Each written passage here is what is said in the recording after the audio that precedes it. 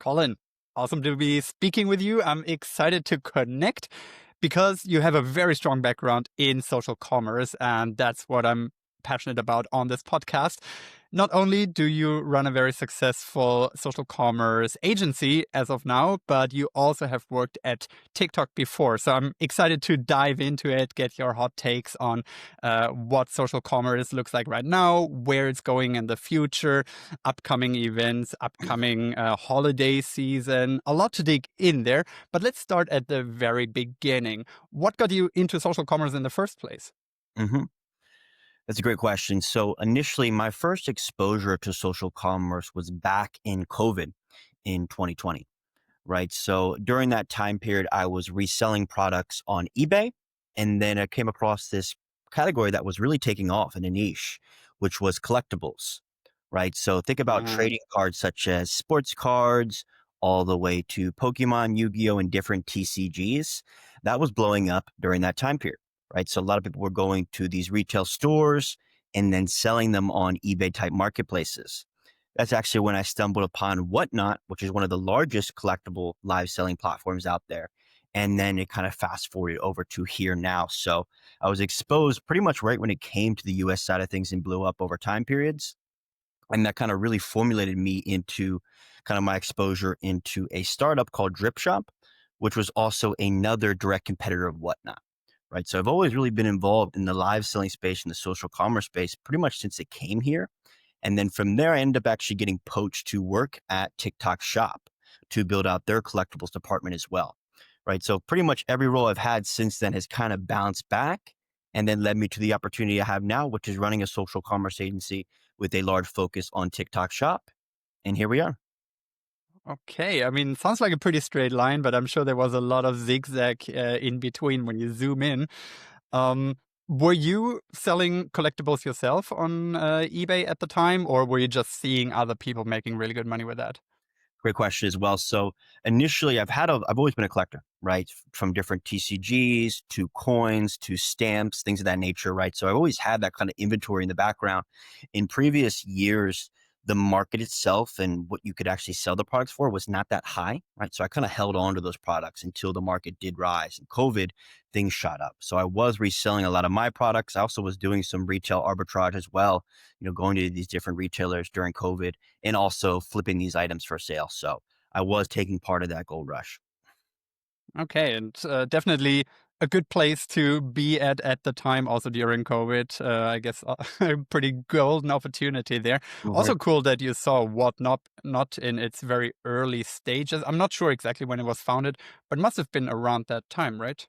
It was very close, maybe a year or two before that, but it didn't really start picking up until about COVID. Okay, and I guess before Gary Vee jumped on that ship, now he's hyping it all over social media. I've seen, Oh but yeah, uh, you were 5 years ahead of him, so you got that to your name. That's cool. did have a little bit of a rush. Yep.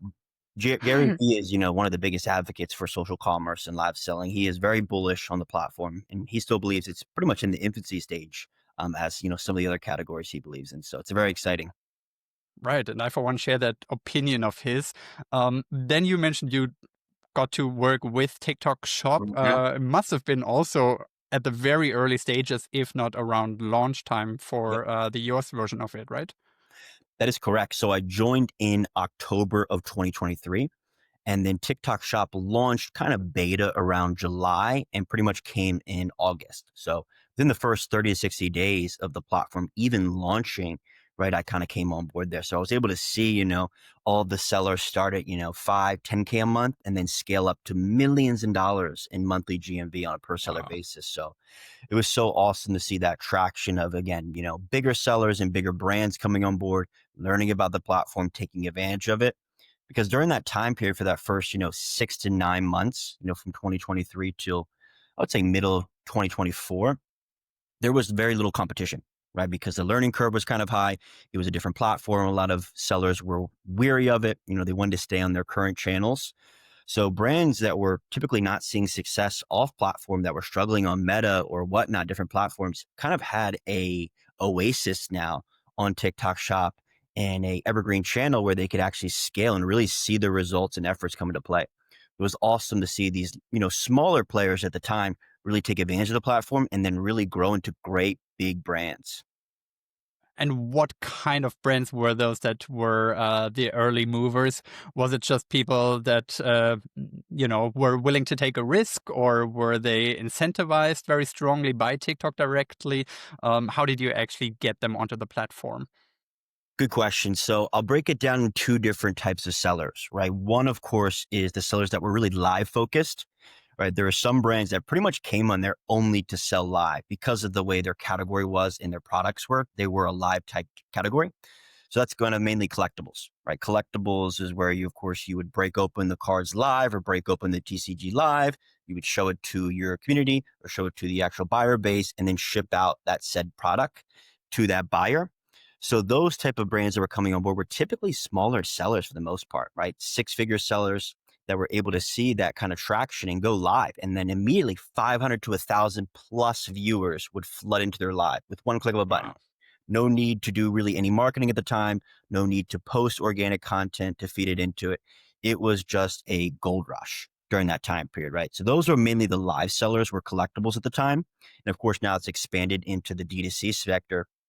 But the other brands that were coming on there to sell like organically and like use it as like a native marketplace, similar to Amazon, we were seeing 6 to low 7-figure brands because the risk was so high. And again, obviously it was a new platform. So there's going to be technical errors. There's going to be bugs. It's harder to navigate. So a lot of those smaller brands that we saw, like supplement brands that were doing 6, 7 figures a year, were able to grow into, multiple 8-figure brands in just the last 2 years alone because they took advantage of the first movers, platform. Yeah, I guess you have to be early. Obviously, still now you can make a great living off of TikTok Shop, and a lot of D2C brands are blowing up there now. But it certainly helps to have that first mover advantage. Mhm. How, for someone who working on the inside like you and who could see all of this unfold firsthand, how did ByteDance as a mother company navigate that? Did they implement a lot of their learnings from China and how they had approached social commerce there? Did they communicate very openly internally what they're doing and trying to build there? How much education was there actually around the vision of TikTok Shop long term? Can you give us a peek behind the curtain there? Mhm, mhm. So from that leadership perspective, there was definitely input, kind of being transferred down. As you know, Chinese and the China live selling department is, doing tens and tens of billions of dollars a year in revenue, right? So it's one of their largest marketplaces, and how they sell products is through live selling, right? So of course, there's some great insights to be transferred over, but the US marketplace is a different platform, right? It's a different checkout experience. It's a different buyer experience. So of course, we had to combat, what was working over there with what was working here. A lot of different A/B testing, and typically what we saw is a lot of different categories. They're broken down by the niches, right? So there'll be a health and wellness category. There'll be a beauty team, a fashion team, a home and living team. Each of those teams are going to have different quirks and different kind of features that those sellers want to have, right? Whether it's like live auctions or buy it now features or different checkout experiences, right? So each of those categories are really able to see what was working well from the buyers and just talking to the sellers more or less on a day-to-day basis, so we can really bring those new features to the product team and really build out the experience that the sellers want to see, of course, but then from the buyer's perspective, right? So they feel safe purchasing. And of course, they need to get a refund or get a cancellation. They have that trust that we can provide that experience for them. So it was great to kind of have that contrast between the two different orgs.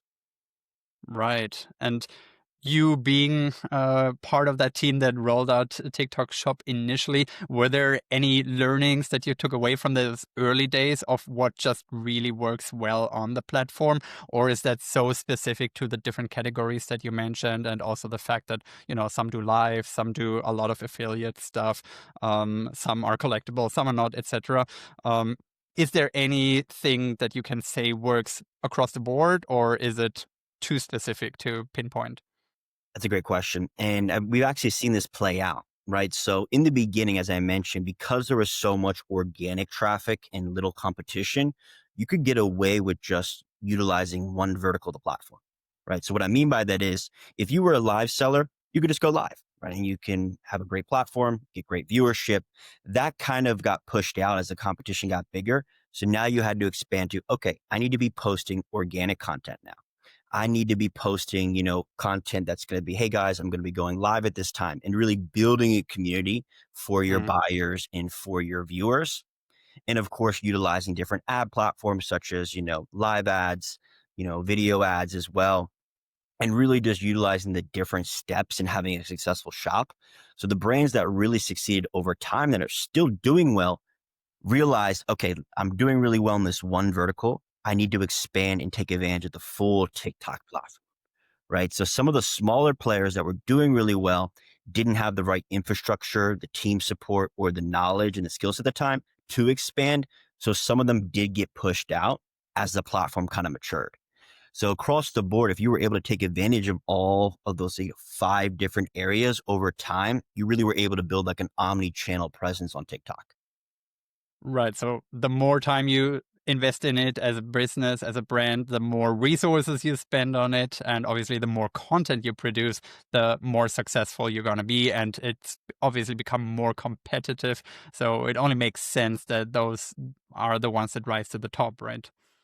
Exactly, exactly. TikTok has one of the best algorithms in the game, right? So the internal system's kind of able to see that you're pulling all the right levers, right? And you're going to be rewarded as a seller for doing so. Did you have any takeaways from being on the inside in terms of what the algorithm really favors? As you know, there's a lot of self-proclaimed TikTok coaches out there claiming to know exactly what will help you go viral. But truth of the matter is probably none of them know exactly. So as someone who worked at TikTok, do you have any more insights there? There was definitely a couple angles we saw really perform well. The highest level of success or the highest rate of success is definitely volume, right? So a lot of sellers Mm. we work with, they'll be very hyper specific on the content they'll post and the quality of it, right? TikTok's a very raw platform, right? Typically polished videos that would do well on Meta or a different platform would not thrive here, right? Buyers on here are looking to work with John from Michigan and buy from John in Michigan versus, a Kim Kardashian level influencer, right? So the Right. brands are able to realize that type of content is really going to interact and drive the awareness you need. We're able to succeed, right? So we speak with so many brands at the time, even now, of course, on the agency side, but even then being a TikTok shop, right? They're like, oh, we're going to post 1 or 2 videos a week.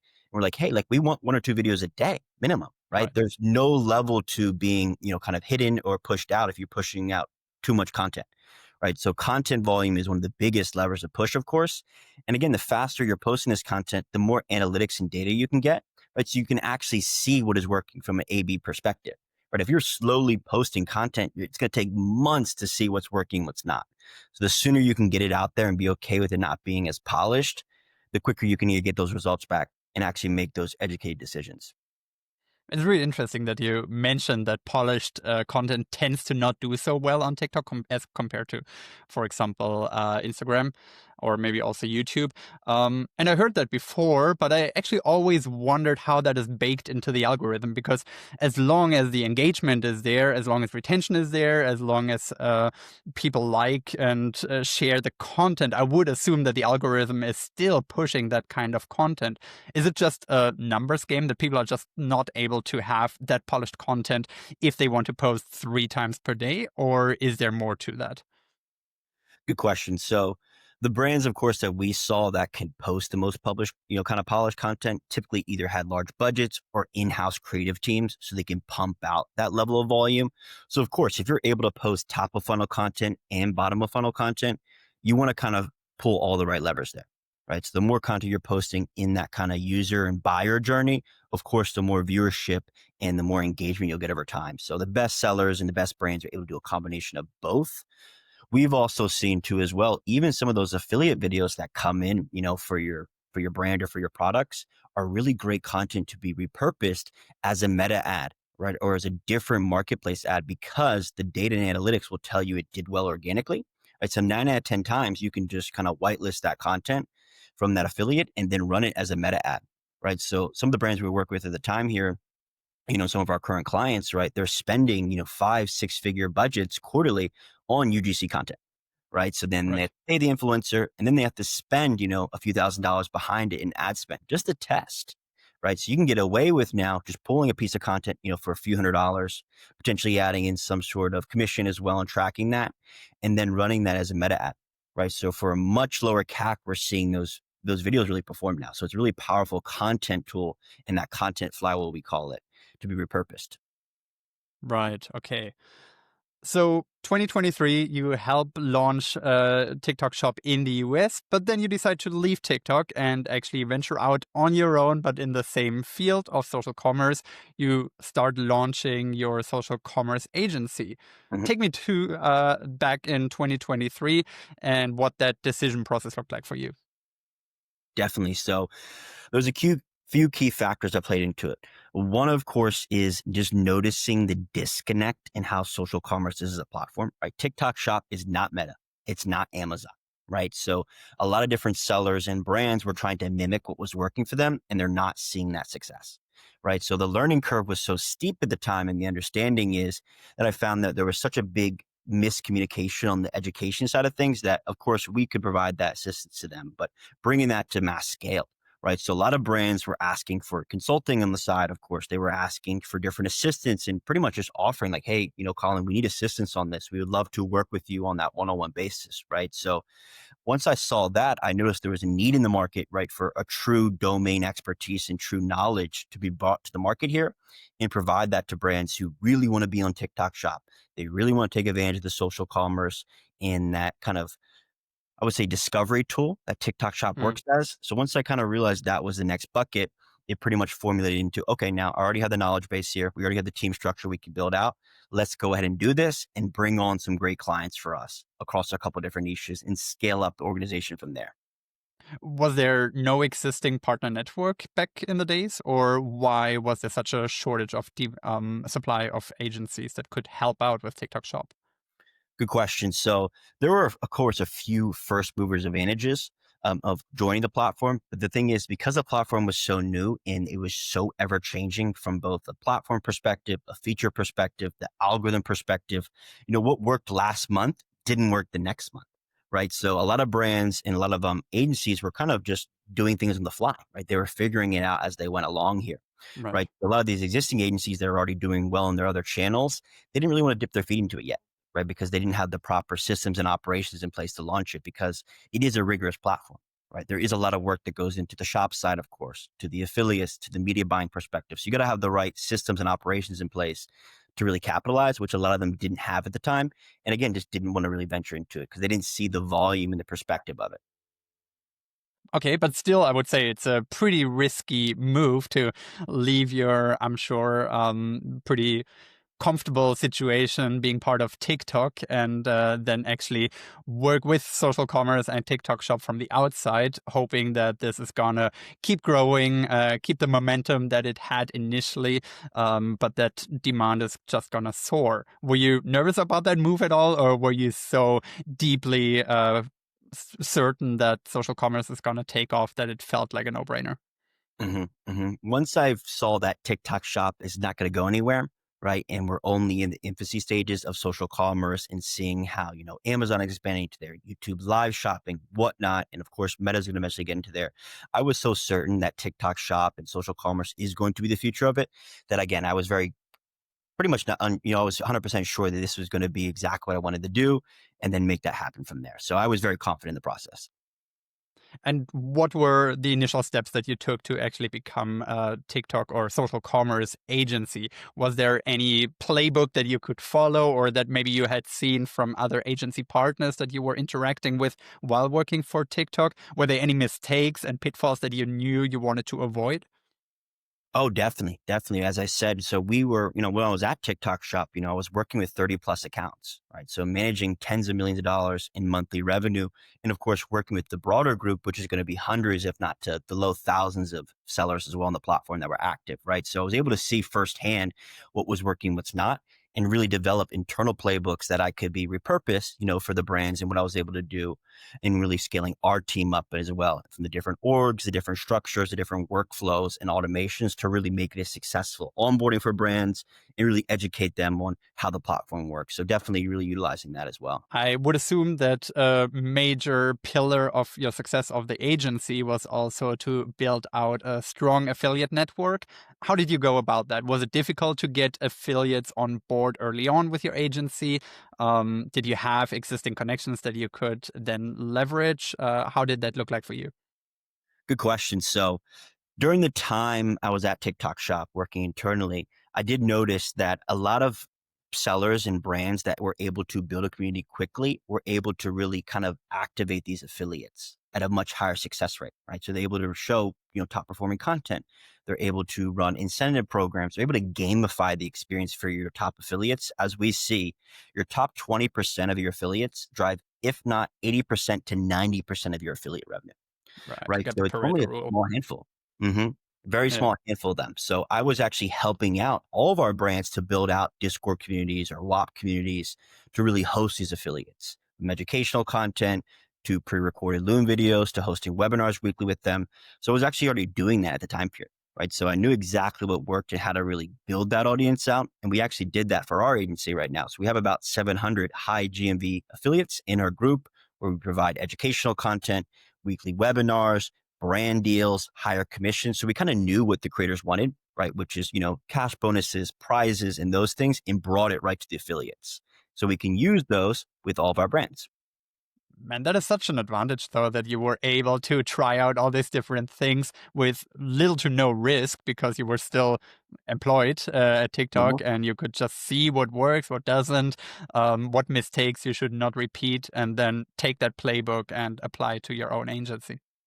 Oh, 100%. It was definitely very vital, right? So a lot of the other competitors were starting fresh, right? They're just kind of seeing what is working from other people. I was able to see firsthand what is working and bring that to the market. And how are you actually able to filter for really high converting affiliates? Is there anything in particular that you're looking for besides the obvious, the numbers that you can see from them? Do you vet them in any way? Do you have any sort of playbook that you follow before taking on new affiliates? hmm So we do have some internal SOPs and different metrics we look at, and I'll share that with you, right? So of course, obviously their monthly GMV is a great first metric to look at, right? Diving into deeper is, the engagement metrics Is they that have. available, by the way? Sorry to interrupt, but can you see that anywhere, or do you just have to take their word for it? Good question. So now TikTok Shop internally in the affiliate center tool, it does provide you with that level of information, right? So it does get very granular. Up until, a few months ago, it was very high level, right? So you really can only Okay, see their GMV. And of course, a lot of it was manual, right? There is some new right. tools that have coming out, such as, Fastmoss that really are Callow data that could be used to also help streamline that process and really looking at their engagement metrics, clicking on their profile, seeing what type of content are they posting, right? Is it bottom of funnel? Is it top of funnel? So we can really plug and play them with the right brands and the right needs they have. And then, of course, onboarding them into the group, maybe hopping on a one-on-one call with them if they look like a great creator and really establishing that one-on-one relationship with them. Yeah, I'm very interested in that part. Like, once you sign them on, do you give them any kind of guidance, training, anything that would help them increase their GMV any further? Or do you feel like it's best to, let the creatives do what they do best and not mess too much with what is already working for them? Awesome. Yeah. So there's a couple ways to look at it, right? So, of course, we'll provide all of the creators with different creative briefs, we call them, right? So, we'll work with the brands on a one-on-one basis and develop this kind of flyer, right? So, here's some of the winning angles we're seeing working. Here's some of the keywords and different copy that you can utilize just to give them from what we call it inspiration, right? A great creator will take that and then put their own spin on it, right? Right. We're just kind of looking to educate them with, again, what we're seeing working from our side. And then, of course, our head of community has about 1.2 million TikTok followers, right? So he's a great Wow. creator as well. So he's able to provide insights to the creators in our group on different angles or different ways to approach the creative and really help educate them, of course. And also, we're doing 3 different weekly webinars where people can join in, ask questions, learn more, and really just build their skill set, as an affiliate and as a creator on TikTok as a platform. Yeah, I think that's so vital that you have people in the organization who are actually creators themselves. Sometimes I'm surprised how few agency owners and people employed by TikTok agencies are creators themselves and posting regularly. I feel like that's such a core competence that anyone working with TikTok Shop or really with that platform overall should be a creator, just to know how hard it also is to actually have something take off. 100%. We always say this, and I always tell brands this, right? Being a creator and being an affiliate are two different things, Right. right? Some of the best affiliates, though, are also great creators, but not the other way around. Some of the best creators Mm. are not great at making content that drives revenue, right? They might be a better creator that is a more of awareness play, right? More of a discovery type video, right? So knowing the difference and knowing what type of creator you are is the best way to, kind of applicate them. Yeah, and I guess for especially newer people who are newer to this game, they still maybe have to find their own voice, their own style, figure out who they want to be on the platform while doing affiliate content for other brands. Oh, 100%. You definitely got to find your own angle and how you connect with them. Do you work mostly with people who are in their 20s, or does it go all the way up to, like, I don't know, 40s and 50s? What kind of people do you typically attract as affiliates? That's a great question. So, of course, there's going to be some of the younger demographic who are creators. We typically see some of the highest performing and some of the highest generating for creators in the platform and affiliates are typically going to be 30s to 40s, right? That different demographic. So we see, moms do really well as on TikTok Shop because most of the time some of them are Nice. working from home. They might be stay at home, so they're looking for different ways to kind of increase their income, and they can really connect with the community because some of the products they can really use in their day to day life, so they're easier to kind of resemble and also relate back to the buyers. So that demographic typically can crush it. We're seeing a lot of those creators do the best in our community as well. Oh, that's cool to hear. And I've certainly noticed that the stereotypes of, only 20-something-year-olds are on TikTok is certainly not true anymore. But it's great to hear that confirmed, both on the affiliate side, but also on the buyer side, obviously, because I assume the ones buying from the 40-something-old mom is also going to be a 40-something-old mom because they relate to that person and they probably sell products that they can relate to. Oh, 100%. That's very important to make sure you're, pretty much targeting the right demographic when you're looking to go into it. Do you, as an agency, have a certain type of brand category that you work with, certain type of industries, or you work with anyone across the board? Excellent question. So we specialize in two categories just because most of the brands that are on TikTok Shop fall in these two categories. And that's going to be health and wellness brands, right? So we work with some very large players such as like bodybuilding.com. And then, of Right. course, fashion and beauty do really well, right? So there's a few different ways that brands kind of approach TikTok Shop. And I'll kind of summarize them for you here. So the first, of course, is, TikTok Shop could be an actual profitable channel for you, or you actually could, contribute towards your bottom of P&L and actually generate revenue for you as a brand. Only a very small handful of actual brands can see $1 million plus a month, right? Because Mm. their product is actually fit for it. They have the correct margins on the net side. And of course, they have the right USP, we call it. So it's a very attractive product to make content with, and buyers simply want to purchase it, right? Paper plates, for example, will never really hit $1 million a month at the moment, as it's Yeah. not that type of platform, right? People are not going there to look it up. People are using TikTok Shop as a discovery platform, right? So maybe they'll look up sunglasses and then they'll see your brand and then they'll purchase and make that conversion after that search is made. Right. That's kind of the Right. first bucket there. The second is the halo effect, right? So in an ideal world, you're kind of hit all three. I'll explain here. The halo effect is typically where you're going to have great affiliate content coming out. You have large volume free paid media, we call it, which could be, millions of monthly views, right? So buyers will see this content, then they'll go to Amazon or they'll go to Google and search your product or search your brand up and give you that free SEO ranking boost. But then they'll purchase from a platform that they trust more at the moment, right? They trust Amazon's 2-day prime shipping. They trust the way your Shopify website looks and that whole conversion process is. So we see brands getting 20, 30, 40% increase in off-platform sales, and also including retail if you have a large presence in there. So that tool and that kind of alternative is very powerful for brands, right? So majority of brands will be able to see that. The best brands can see all three of these. And of course, this last spectrum that we touched on was the content flywheel, right? So repurposing this top winning affiliate content as, meta ads to be used because of the CAC we're seeing is a much lower there, right? So the Right. best brands will kind of play into that. And then that's typically what we like to work with. It's going to be really interesting to see, I think, if trust will go up for TikTok Shop. I do feel like it might be a little bit like Amazon in the early days, where people were hesitant, and even more so, brands were hesitant to sell their products on Amazon. And obviously, that has completely shifted in the last decade or so. And I foresee that TikTok might go a different, a similar route actually, where more and more brands are gonna be there, larger and larger brands are gonna be there, and consumer trust will therefore also go up. So they don't have to go to the website anymore. They don't have to go to Amazon anymore to purchase. So the halo effect might actually be diminished, but then GMV on the platform itself will go up. Oh, 100%. The goal, of course, is to always approach it where we want your checkouts to be native in TikTok Shop, right? The Right. benefits of the halo effect, this and that are just a plus for being on the platform. Right. And then if TikTok Shop continues to build out the entire infrastructure around logistics and fulfillment, on top of customer service and checkout process, etc., I think it's going to be very hard to beat them in that game. Oh, 100%. They're coming to take over. So I'm excited to be a part of it.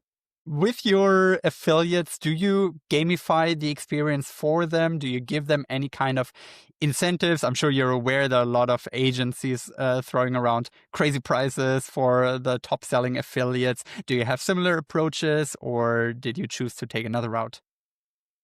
Yes. So we found after about talking to about 200 of our creators internally, right? What they're looking for, of course, obviously they want to make commissions, but the gamification in the incentives are vital.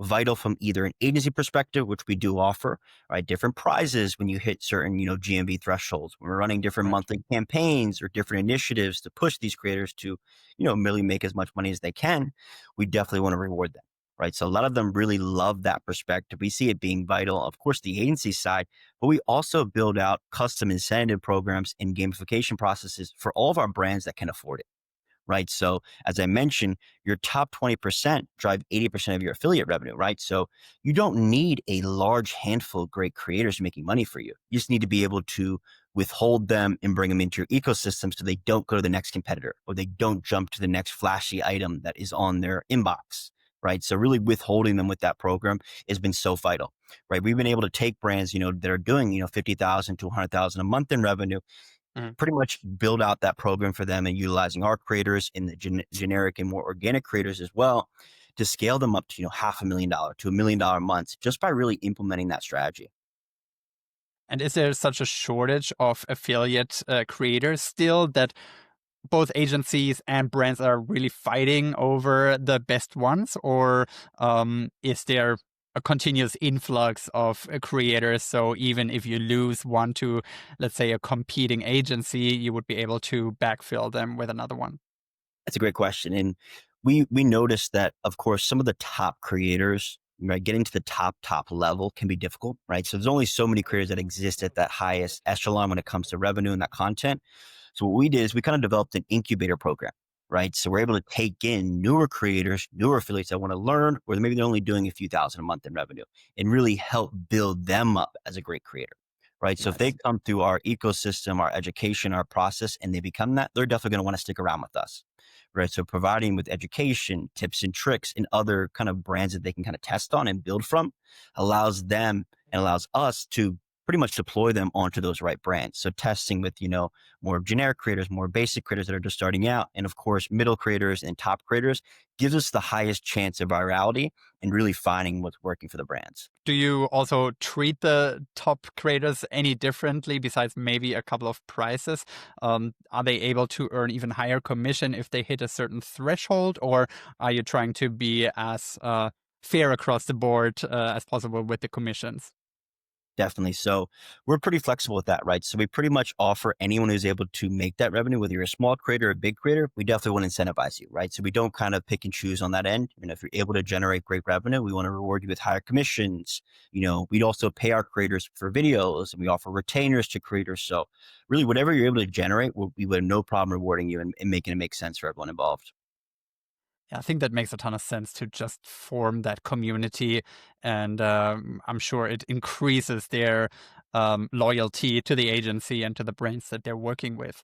How do you think about the other side of your work, where you work with brands? How do you find them? How do you keep working with them? How do you keep them happy as an agency?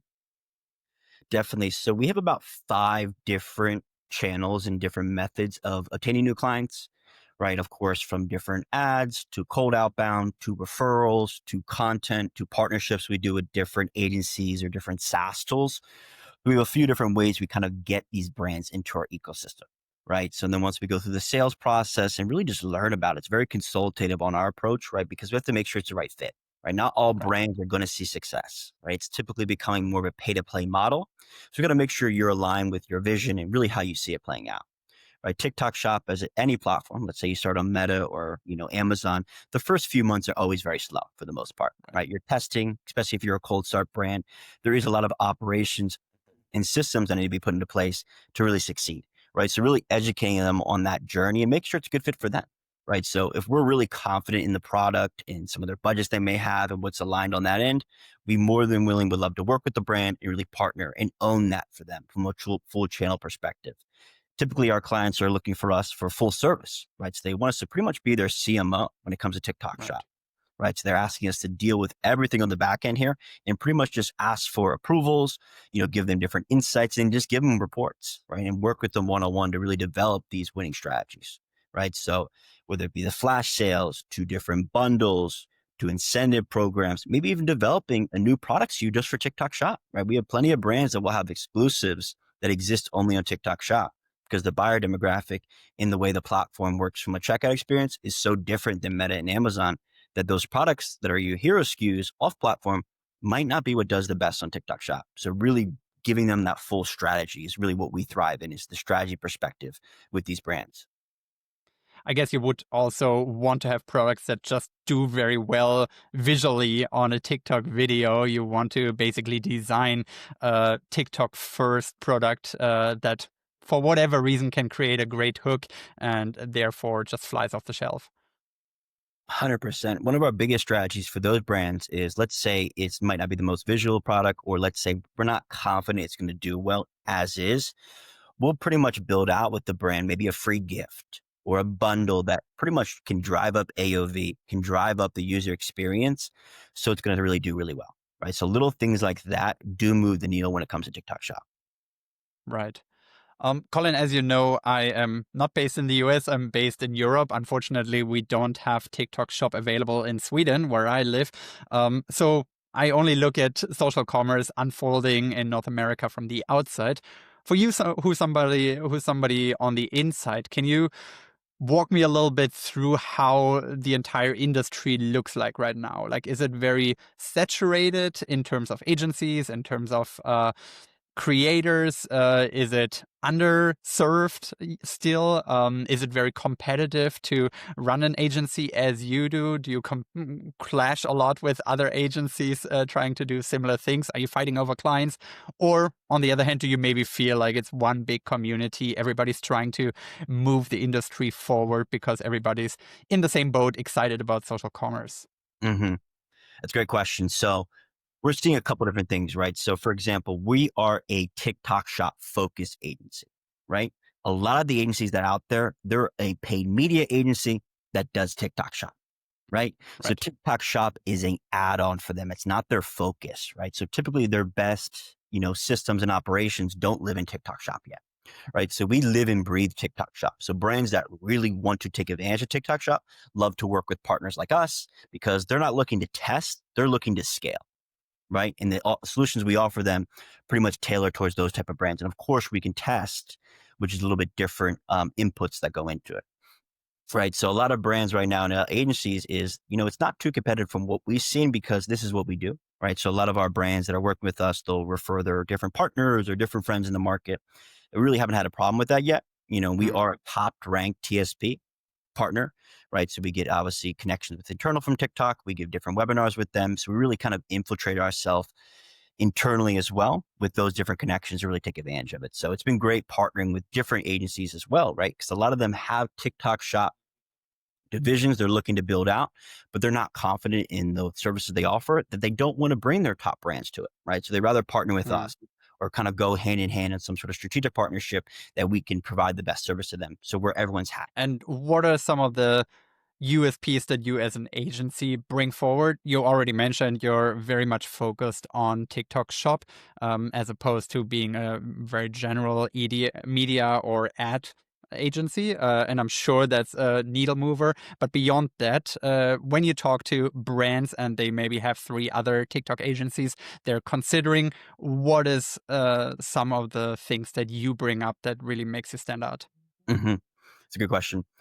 There's a few things, right? So one, of course, is the 20, 30 plus brands we're always working with at a given time. We have a lot of direct user experience, right? So we're able to kind of see what's working across the board and then bring that into different SOPs. All of our systems and automations are really built to scale brands. So let's say you're a cold start brand. We have a program that we pretty much call the cold start program, right? So Mhm. if you don't have your product listing set up, let's say you don't have any reviews, we can pretty much import over your Shopify reviews. We can work with great affiliates in the beginning on the paid side to really kind of get that volume of content filled out and really speed run the learnings in the beginning, right? So, excuse me, a lot of different agencies and brands will come to us because they want to take advantage of that program, right? So it's a much different scaling experience from taking a cold start brand versus a brand that's already doing well, right? Those are two different level of inputs and two Right. different stages to capture, right? It's not as difficult to scale a brand that's doing well, right? You're just kind of looking in the back end and looking at the right levers and putting the systems into place, right? So we have all the proper pods and the different teams and the flow of knowledge being transferred that we can provide that experience, of course. And then mainly too, we have a great community. We have one of the best communities when it comes to affiliate side, as we have between our brands multiple six figures a month in paid retainers that we need to spend. Right. So we're able Wow. to give that money back to our creators, back to our communities. There are so many groups that exist on either the agency side or the creator side where they're pretty much only offering commissions only. Right. They Yeah. don't have that level of volume we have and the level of great brands that want to actually pay and actually play in the market properly. Right. So we're able to bring that back to so brands that come to us or agents that come to us, those two main metrics, of course, in our focus really what gives them the trust to do. And of course, we have great case studies and great kind of different backgrounds we can share with them. Colin, when I was checking out your website of your agency, I saw that you not only work with TikTok Shop, but you do also work with YouTube Shopping and Instagram Shop, which I find very unique. I know those exist, but I've actually not come across any agency listing them specifically. So I'm curious to hear your take on them, where they currently stand in terms of social shopping, and if you have hopes for them to eventually maybe catch up with TikTok Shop or find their own little niche. Yes. It's very exciting to see those bigger players start branching into it, right? So YouTube live shopping has been beta now for a little while. It's a much different user experience, right? Because they require their affiliates or their creators to have a much higher threshold, right? Hmm. A lot of those creators, a lot of the brands that can take a part of it have to be large right now, right? It's not really catering towards the smaller demographic that TikTok Shop can, right? So we're looking forward to really seeing that expand more and partnering directly with them. We typically see, right, if you can do well on TikTok Shop, now we should look into YouTube live shopping. Now we should look into the different social commerce and live selling platforms to bring your brand across that kind of omni-channel experience. So really building that experience out for them on YouTube live shopping is great. And we do expect that to pick more up in Q1 and Q2. Meta, Instagram shopping as well. That is still much more beta, right? So they did release their kind of update on that end here. It's not as customized to allow for volume. Again, a lot of those creators are pretty much influencers they're working with now, right? So Right. once they can bring that to the general demographic, we do see it picking up much more as well. But of course, they have to release it properly, right? So we can test it and do the right operations for everyone. Yeah, it was kind of a shame that Meta decided to shut down live shopping in 2022 for, I think, Facebook and 23 for Instagram. Do you think that's going to come back eventually? If they can have the proper product team behind it, I don't see why they would miss this kind of, this kind of bridge there. Just because again, it's becoming such large on TikTok Shop that if they're able to bridge that gap properly, it would be an area they definitely should look into. Right. And do you have clients actively asking to have you manage their YouTube shopping part or Instagram shopping as well? Or do they mostly come to you for TikTok Shop and then you're like, hey, there's actually more to social commerce and when we can help you with a more omni-channel approach in that sense?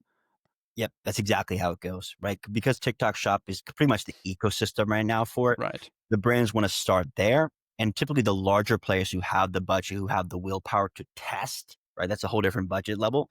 Then they want to go to YouTube Live Shopping and seeing it. So we're seeing that transition over now. But once they typically start a TikTok Shop, they're able to use that internally to justify it, get the right political buy-in, the different stakeholder buy-in, pretty much to test new platforms, and then we can go from there. Yeah, it's going to be super interesting to see if those platforms actually put the resources behind building out a proper ecosystem like TikTok Shop already has. I do think you kind of need to have that closed loop to really make it work as well as it does for TikTok. And I'm not sure yet that YouTube or Meta is willing to do that, especially with Meta also focusing so much on AI right now. I'm not sure they're going to be able to have the resources to split between those two approaches. But I certainly would hope for it, and I think it would be smart in the long run. 100%. We're excited to see what happens. Yeah, exactly. And I mean, a lot of people are talking about how there's going to be either the fully automated AI version of shopping, where you basically just tell ChatGPT to go out and buy things for you, and you don't even have to interact with the storefront at all anymore. Or you have the discovery commerce side of it, where you go to TikTok and you basically let UGC inspire you to purchases. And maybe there's still going to be a middle ground where you go to websites and buy things yourself, but probably it's going to shrink continuously. Oh, yes. We're already seeing some different, I would say, kind of SaaS tool creators or different agencies in this space kind of developing up AI avatars, right? So it'd be Mm, really interesting to see if an AR avatar could actually be live selling products for you, right? So you could be live right. 24/7 without human interaction. Of course, you could have a little bit of output on the inside, making sure the operation runs well, but having an AR avatar of your choice sell your products live, right? So you could have, dozens of different lives at the same given time, 24/7, catering to all those different buyers and getting in all those inputs. That'd be awesome to really see that kind of be built. And I do see it going down that direction. Yeah, it seems hard to avoid. Also, with AI, UGC already being on the rise, certainly that's going to be something that the platforms then have to deal with, as well as the buyers. I think once we're not able to tell the difference anymore between a real human and an AI version of a human selling you something, us as consumers won't be able to make that choice consciously anymore to buy from AI or not. So it's going to be up to the platform to decide whether or not they want to go down that route or not. Oh, yes. Yep, exactly. It has to be done properly, right? Or we'll be, well, not the best user experience if so. No, it's going to be a bit scary as well, to be honest, on the consumer side, to not know who you're buying from or who you're listening to. I, for one, really like that social aspect of social commerce. So I'm a little bit weary that AI might just ruin it altogether because you just can't differentiate anymore. Exactly. Hmm. Um, if we talk about maybe a little bit more niche platforms in social commerce, where do you focus your attention there?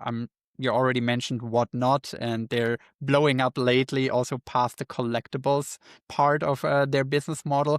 Is there any other platform that you feel like people are currently not paying enough attention to that is flying under the radar? That's a good question. And we did briefly cover YouTube live shopping, right? So for the brands that actually are applicable from a USP side, of course, have the right budget and the right fit for it, I do think that a lot of brands aren't even aware of that, right? So a lot of them are not even considering that as an outcome for them. Of course, you have Whatnot, and we used to have Flip. Flip was a Mm. decent form actually to look into for brands. They were doing pretty well before they kind of sunsetted the platform and, pretty much shut down the operations side. So I do see a couple of the other larger players getting into it, right? So for example, Twitch. Twitch just launched YouTube, or excuse me, they just launched their own live shopping platform, right? So some of the large beauty brands are going over to test that as well. So what Mm. we see is a lot of the live streaming platforms, right, that exist, Twitch, could be Kick. They're eventually, most likely than not, going to launch a live selling option, right? So brands that can do really well on TikTok, for example, right? We can just run a very similar playbook on those different platforms and partner with those right creators to really bring it to market. And then on top of that, you have something like Amazon Live, where you have the whole infrastructure of selling online, and you just put this live shopping experience as a layer on top of that. Exactly. Exactly. I know they've been a little slow to the market, right? So I know they have the proper brands, they have the proper buyers, right? But if they can actually make that a great user experience, that would be an awesome, application to bring to the different brands we work with and just in general for everyone to look into. Yeah. How bullish generally are you on live shopping? Obviously, it's massive, massive in China and also the rest of Asia. It's not quite as big here yet, also percentage wise, just in terms of GMV produced. Are you very much into it? Because it sounds like your affiliates are mostly doing content, right? They're not necessarily doing live shopping. Are you having an angle where you're also pushing into the live shopping space, or is that something you're just more following from the outside for now? Mhm. That's a great question. And of course, we have a large handful of creators that do organic content, but there's also a very good handful as well that do live shopping, right? These are the type of creators that prefer to go live, right? So they'll go live on their page. And if they're a great creator, we actually can pair them with the brand and they can go live on the brand's behalf, right? So live content and live selling is massive still on TikTok Shop, right? So some of the largest brands are able to do, 100,000 plus in a single live stream, right? Whether that's a new Right. product release or it's a high AOV item, or of course you bring in maybe an influencer, you go big with the kind of launch program behind it. We are, of course, expanding into that market, right? So we're actually building out now an in-house studio to offer live Nice. streaming to our brands, right? So we want to bridge that gap between, of course, the brands that can really work on that and do see the benefit of that. So we're going to have a solution really quickly for our brands and, of course, any other brands who want to be on live selling, right? Every so often, we'll get conversation with brands that only want to do live selling, right? Mm. Like for example, right, let's say you have a very high AOV item. It might not be the right fit when it comes to TikTok Shop and buying it natively from a, affiliate or just from your shop's page. It might actually be a product that needs to be sold live. And if that's the example of it, right, bringing them that solution is going to be exactly what they need to have. That is really cool to see come to fruition. There's more and more agencies that are actually building their own studios. I've seen Outlandish doing similar things, so it's really cool to see that take off the way it does. I also feel like there's a much steeper learning curve than making UGC content. So I feel like there's more white space to still be conquered and discovered. I recently talked to a live selling coach here on my podcast, and she walked me through her process of selling live. She has been selling on national television in Canada for many years. So it's really cool to see people learn more of that skill set and develop it almost like an art form that actually takes potentially years of practice. So it's not as simple as going live, even though that's the starting point. But I think if you actually want to separate yourself from the pack, you just have to be a little bit better than the rest of the people, and you're going to have a huge advantage. Interesting you actually mentioned QVC, as QVC is one of the top brands on TikTok Shop, right? Because they have the infrastructure, they have the live studio space in Westchester, Pennsylvania. So they just have a light years ahead when it comes to experience and knowledge base. So of course they're doing really well on that end of the spectrum. And we're actually seeing too as well, just conversations I'm having too as well on LinkedIn and different kind of organic posts we're receiving is a lot of QVC sellers that are veterans in the space want to get in the TikTok Shop, right? They want to develop Right. their own live studios. They want to develop their own coaching programs. So we're excited to kind of explore those partnerships with these veterans in the space and really bring it now. Okay, let's bring it to the new age way to do QVC. Let's bring it to the new age way to do live selling. So it's a very interesting platform to be on right now. It sure is. And I imagine that QVC and everyone working there would absolutely crush it because of that gap of skill set to people who just casually want to try it out on the platform. If we look a little bit into the future, Colin, Black Friday and Black Week is around the corner. What do you expect? What we will see on TikTok Shop, on social commerce generally, when it comes to the numbers this year for Black Friday? Yes. So we see Black Friday, Cyber Monday as a massive campaign, right? So we've been internally prepping for the last few months on our own incentive programs, our own different promotions, the different way we're going to position the products from both the affiliate side to the organic content, and to really how the brand just kind of approaches it. Right. So working with all of our brands one-on-one to develop kind of a Black Friday, Cyber Monday launch plan, right? A go-to-market strategy on that side of things. We do see Q4 and that kind of time period being a blowout, right? So a lot of brands are going to be able to see a very large increase, right? So you're going to make sure you have the Right. proper inventory setup, the proper customer support, the proper logistics, and the back end support to, really handle that, as it's going to be a large influx, right? So you got to be ready for that level of, increase in revenue. And from an agency point of view, what is your angle in Q4? Is it mainly that you think it's gonna increase GMV because of more demand? Is it because more discounts, especially when it comes to Black Week? Will you just push more content and push your creators to create more affiliate content, or is it all of the above? That's a good question. So it's a combination of the things. Of course, it'll be a little bit different depending on the brand, but as a high level on the agency side, we're running very aggressive internal incentive and gamification programs to all of our creators, right? So we're rewarding everyone who's able to generate, X amount of dollars over this time period and really get more volume and content level up, right? So flooding the market. Right. As you know, this Right. is a very busy time period from, running ads. It's going to be the most expensive it will be now. So really bringing out as much organic side as we can. And then, of course, work with the brands to develop any bundles, new product SKUs, or promotions that we can run to really take advantage of this, hot season we have, of course, with the holidays approaching, so we can bring them the best user experience. And, of course, bridge that into Q1. And how does TikTok and TikTok Shop support agencies like yours during that busy season? Are they holding your hands, or are you pretty much left to your own devices? Good question. So TikTok always internally can offer support, right? So we typically don't need much support unless it's, a solution or a problem we can't get on our own. Right. So on that end of things, TikTok Shop is supporting it very big internally. Right. So there's going to be a couple large internal campaigns and promotions that they're offering. Right. So you can discount your products and they'll cover, a portion of that you actually discount it by. Or for example, they're going to offer more cash back or more different, buy one, get one experiences or an extra 5% off coupon. So TikTok Shop does take it very important. Right. So they know this is one of the biggest seasons as well. So they're going to provide as much support as they can to really make the experience best as possible. Yeah, I always had the impression that they're pretty hands on and pretty good at supporting their ecosystem to really drive results. I think that's admirable that they're willing to go above and beyond for everyone in their ecosystem. And I'm sure it's going to lead to great results. I know you and we are very much in the social commerce bubble, but if you zoom out a little bit on the US market, how much do you think social commerce and TikTok Shop in particular has already entered the zeitgeist in terms of shopping? Do you think people accept it by now as a viable shopping channel, or is there still more education to be done? Is it still very early stages? What do you expect to see during the holiday season now? Is it going to be something that is just routinely done that people shop on TikTok Shop?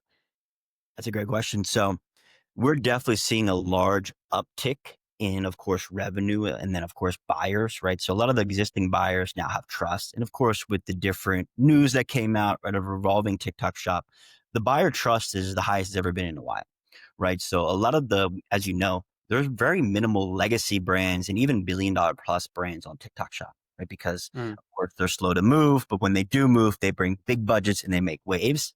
So we've already started conversations over the last month, re-engaging with those enterprise level brands, those $1 billion companies that we've spoken to the last couple of months, even last year, that were hesitant to launch. They weren't ready. Right. So we're having those conversations now in Q4 and they're coming to us like, hey, Collin, like now it's time to, re-engage on this. Let's look into what a launch strategy looks like for us in Q1 or Q2 of next year. So Mm. pretty much since that, news update and those different updates kind of came out, we've seen a large influx in brands that are on those larger scale legacy brands that want to be on here. They know there's no longer an option. It's a must have now.